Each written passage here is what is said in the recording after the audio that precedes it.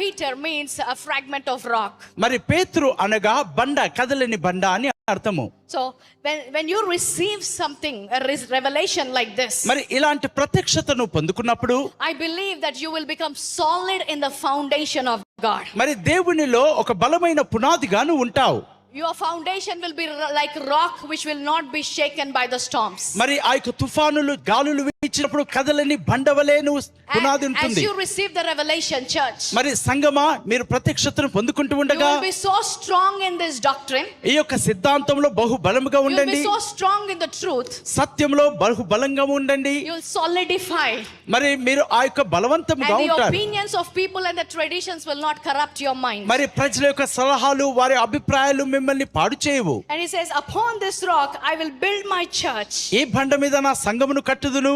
What is this rock he's talking about? ఈ బండ అనగా ఏ బండను గురించి మాట్లాడుతూ ఉన్నాడు? The rock in the Bible represents Jesus. మరి బండ అనగా క్రీస్తుకు సాదృశ్యమై ఉన్నది. And to be specific in about this context, ఈ సందర్భంలో ప్రత్యేకంగా మాట్లాడాలి అంటే not just Jesus but the revelation about Jesus. మరి యేసుక్రీస్తు మాత్రమే కాదు, కానీ యేసుక్రీస్తును గురించిన ప్రత్యక్షతపై అంటున్నాడు. So in other words, if we read, I say that you are solidified in this doctrine. On this revelation of Jesus I will build my church. ఈ బండ మీద అనగా క్రీస్తు అను ప్రత్యక్షత మీద నా సంఘమును కట్టుదును అంటున్నాడు. Are you understanding this? అర్థమవుతుందండి? Wave to me if you don't understand. అర్థం కాకపోతే చేతులు ఊపండి.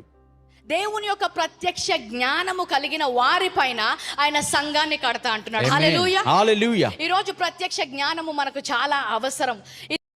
ఇది కేవలము